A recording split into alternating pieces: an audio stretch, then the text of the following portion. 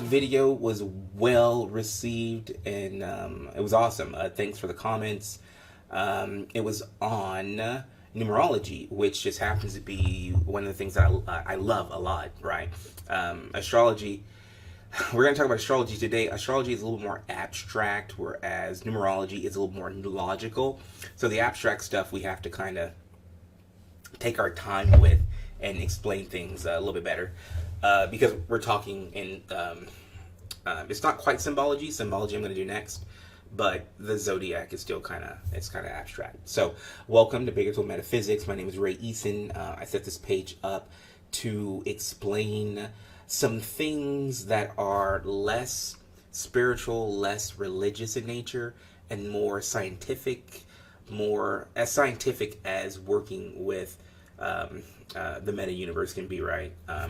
And by scientific, I mean if you can produce an effect with a scientific theorem or with a theory you've created, and you can see results, right?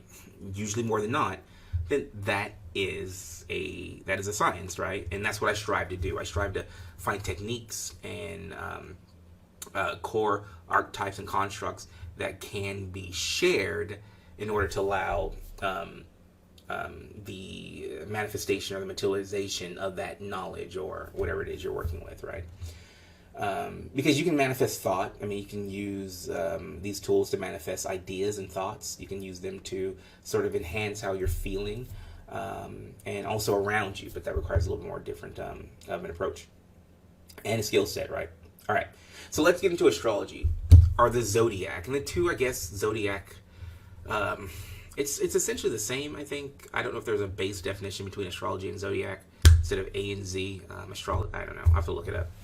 But I've been calling it astrology for the longest time. I started recently calling it zodiac because I think I was reading something, and it might be even Greek-based, that mentioned the zodiac. So astrology, I'll kind of call it that, right?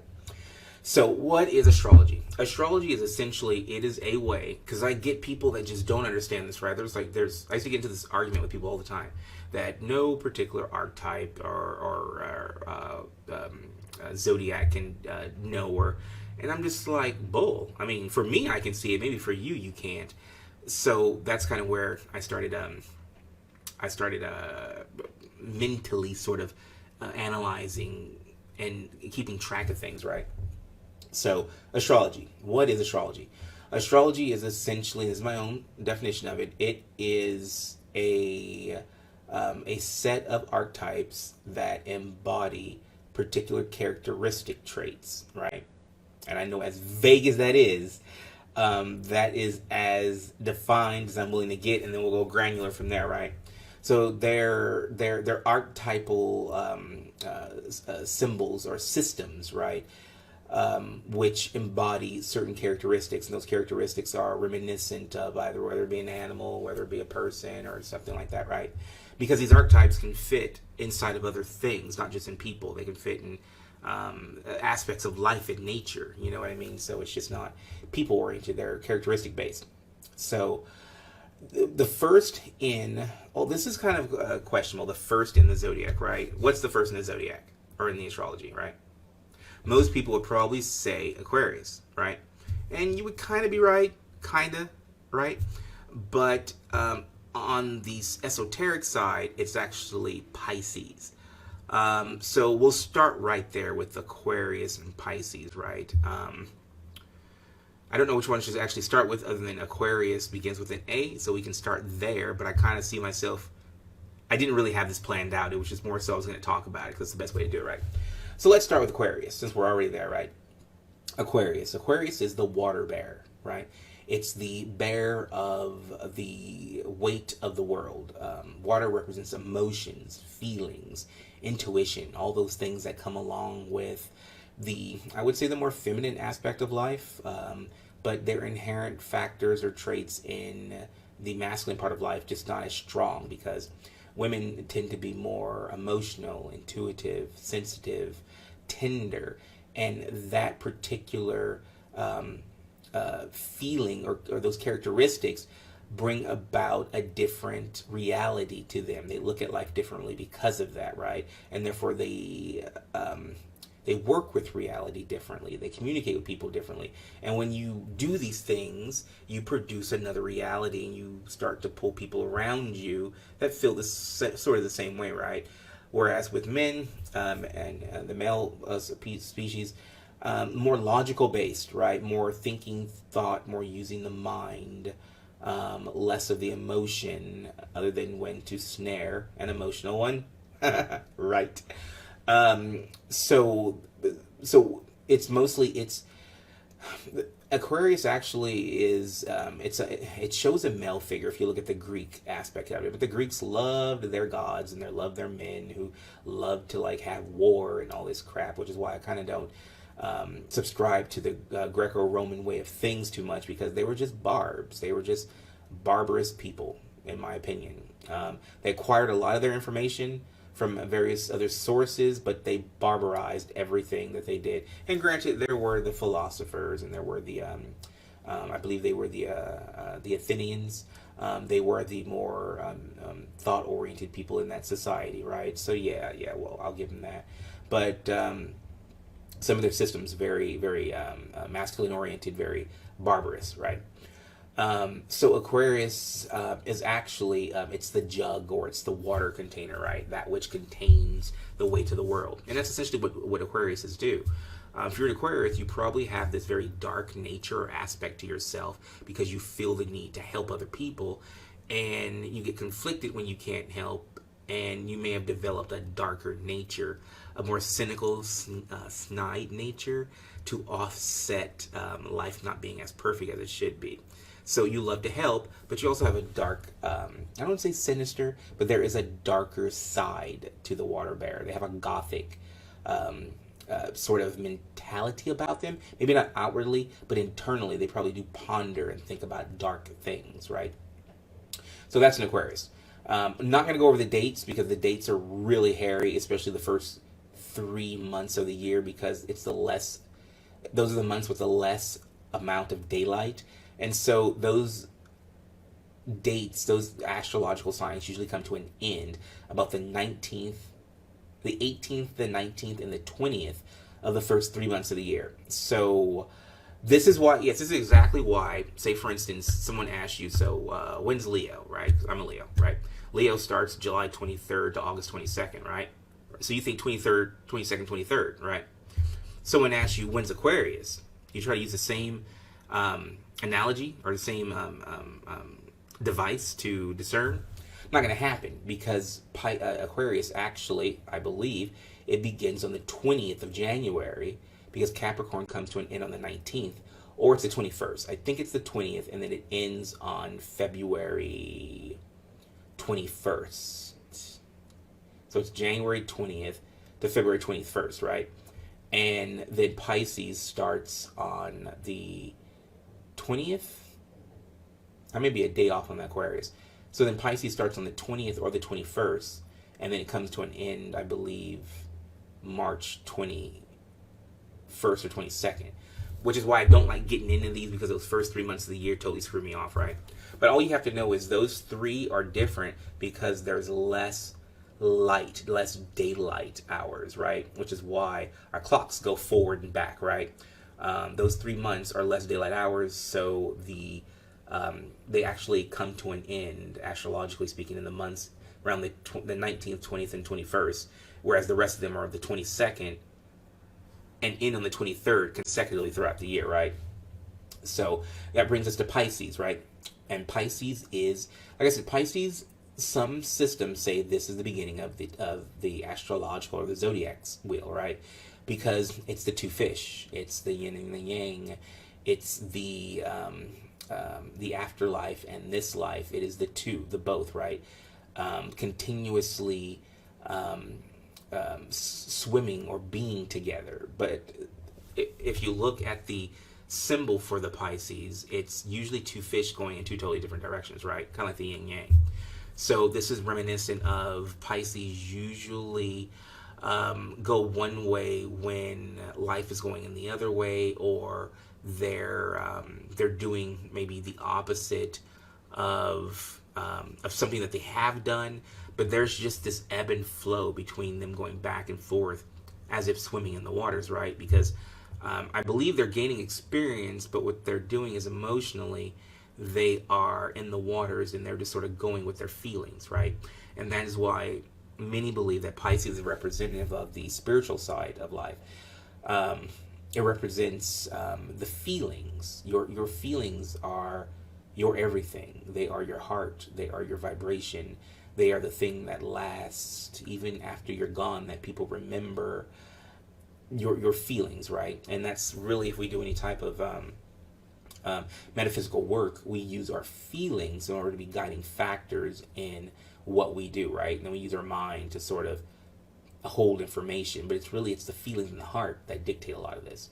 And so that's what Pisces essentially represents, that going back and forth, that ebb and flow between feeling this and feeling that, having this and having that, doing this and doing that, and just like the fish kind of go back and forth, right? And so then after the waters, after we have Pisces, then we have Aries, right? So we've gone from, even though Aquarius is the water bearer, it's a wind sign. I know this stuff gets crazy, right? So Aquarius, even though it's a wind sign, it's still the water bearer, right? And it's wind because it's the mind. The mind represents wind elementally, represents thinking, and it represents thought. And so I guess that would mean Aquarius is, like I said, they think a lot. They want to help people. But then they've also got this dark side about them, right? Because they like to think a lot about stuff.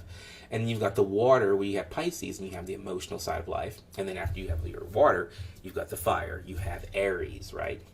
And a lot of the astrological portion of understanding astrology is knowing that it's agricultural based, or at least it was derived from agriculture, right? So if we look at the astrological or the zodiac wheel under a lens of astrology, we can kind of see how you might devise a system of growing things, right? Growing fruit and growing food and all different types of things, growing energy systems, hint, hint. And that's essentially what the zodiac or the astrology wheel is. It's a solar system, right? It's a solar light-based program or system, right? So then when we hit Aries, we have that masculine energy that I was talking about earlier, that going forth and building, constructing, planning. There's also the number 4 in the tarot. So if you're, or not in the tarot, in numerology, and also in the tarot.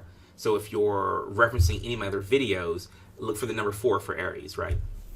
But Aries is the fire sign. It's that, imagine a seed in the ground, and it's been planted, and now it's beginning to move its way or burst upward with the force that came from being planted in the earth, the darkness, kind of Aquarius and Pisces, with the sun hitting it, right? And then it growing or pushing up. That would be Aries. It's a very forward-moving energy. If you know any Aries, they're always moving and doing stuff and going forward and getting stuff done, right? Good or bad, good or bad. It is what it is. It is what it is, what it is.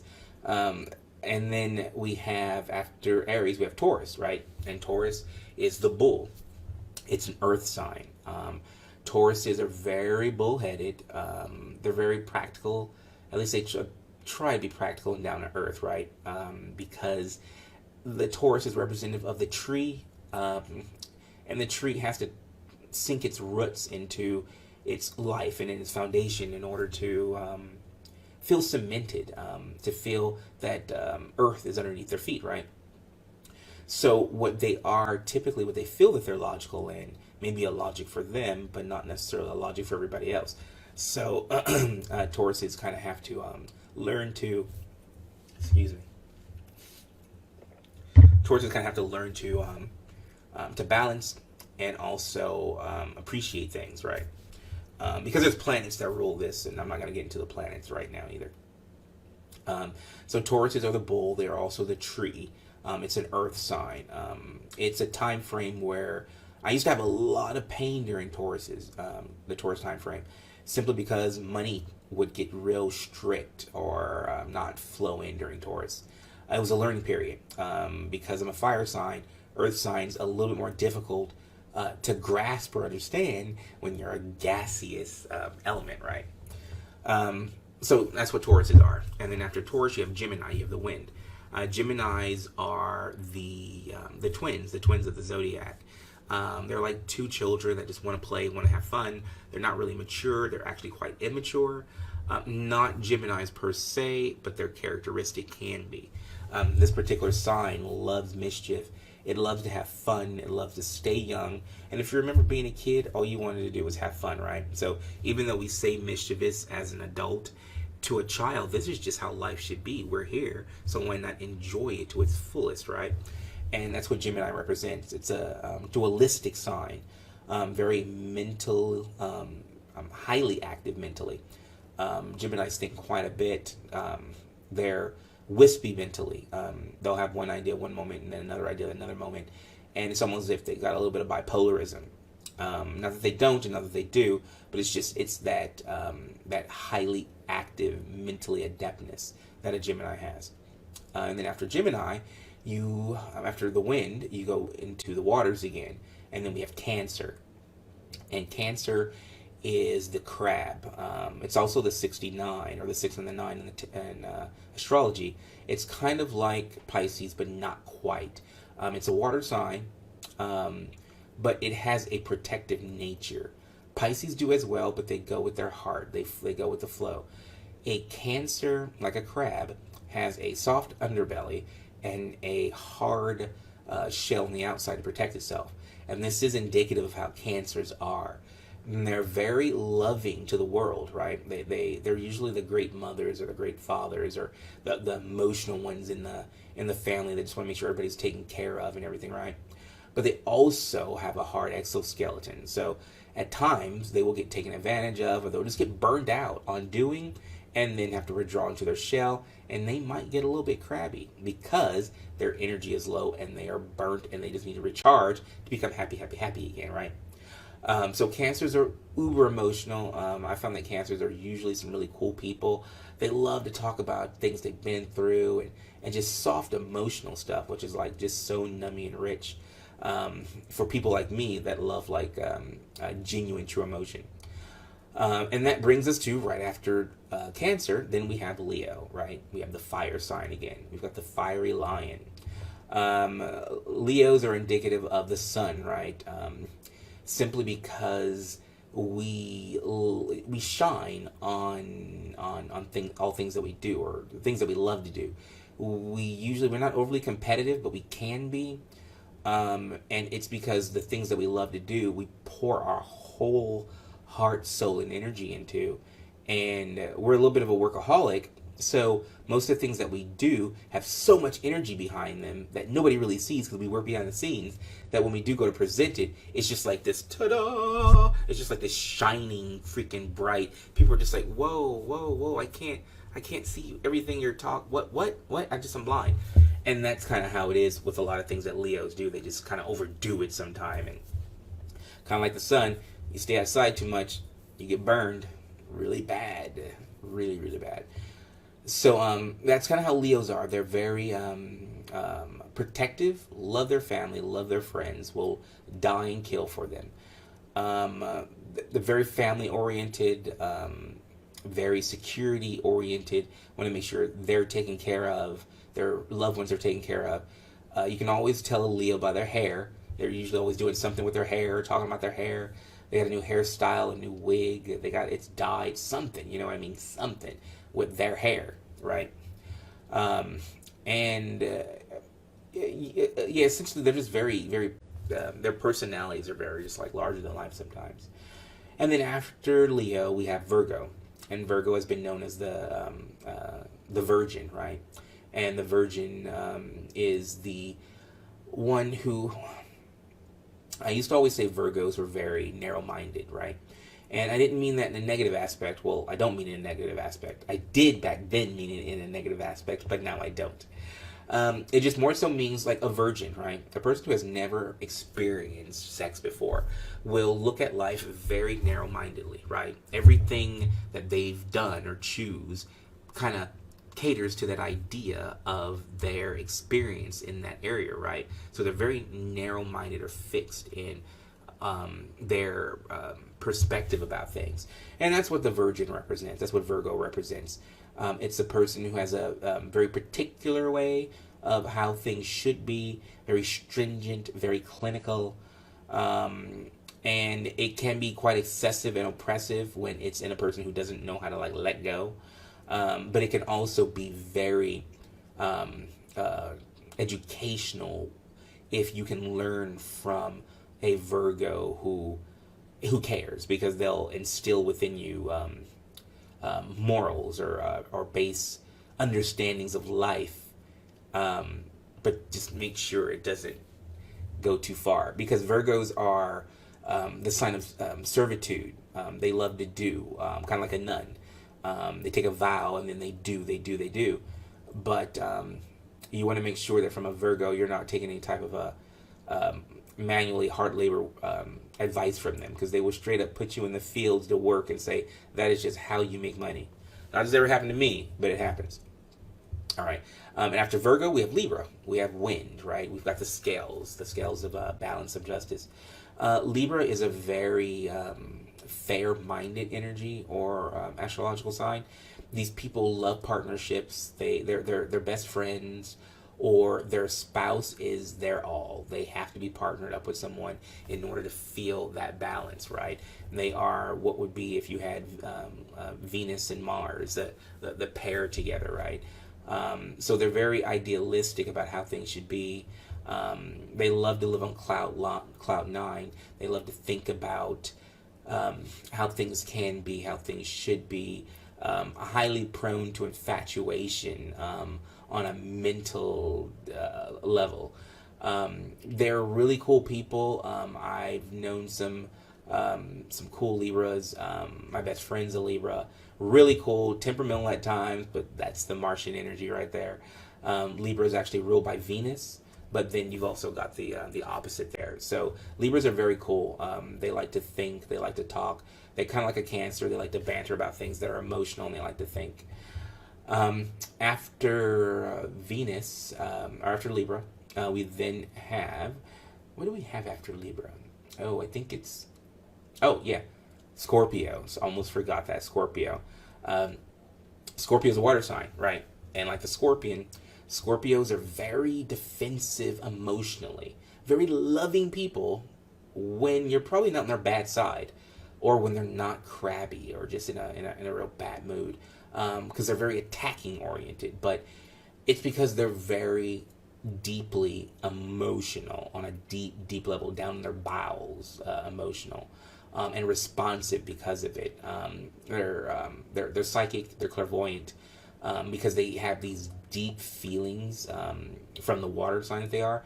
They can usually feel things before they happen, and I think that's why they get so defensive at times, is because they feel things that may or may not happen the way that they want, and they feel it before it happens. Therefore, they come off a little bit more oppressive, and it's because of their extrasensory perception. I'm not saying this all the time for Scorpios. Some Scorpios are just messed up. But some of them are very emotional, very protective, very family oriented. So they're a mixed bag. The Scorpios, they are a water sign, ruled by a fire sign. So it's ruled by Mars, but it's a fire sign. So they're both emotional, but then lit by this fiery core. So just don't get on the bad side of a Scorpio, or just be up for an attack. After Scorpio, then we have Sagittarius, and Sagittarius is the sign of the Centaur. It's the half man, half horse. This actually represents. There was a myth that I was thinking of just the other day, where the rider of a horse had an arrow, and he was very proficient at using an arrow. And there was also a tale of lore written behind him, right? So centaurs in the Greek world were philosophers. They were teachers. They were the smart intellectual ones of society. So I think Sagittarius is, because their symbol is the arrow, and the archer uses the bow and the arrow and the target.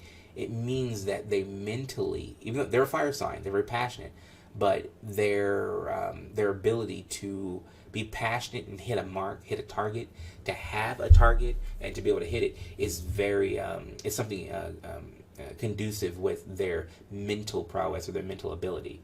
To be very smart and passionate. But if they're not passionate, or if they're not working towards something that they need to put that passion towards, they become devils. They're just cray. They're just a little crazy.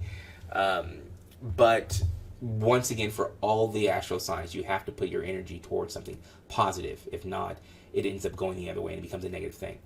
And then after Sagittarius, we end with Capricorn. And Capricorn is in wintertime. It's the dead of winter, right? It is when we go from the darkest times of the year to the lightest times of the year, right around winter, winter solstice, which this year is on the 21st, right? So Capricorn is a hybrid. It's a goat, and it's also a fish. Part of the goat is on land, and the fish part is in water. It means this is the place where the world between the world of reality, the world of life, and the world of the emotion, as we talked about with Pisces and the water, where there is a definition, or there's a clear line drawn before you re-enter those waters.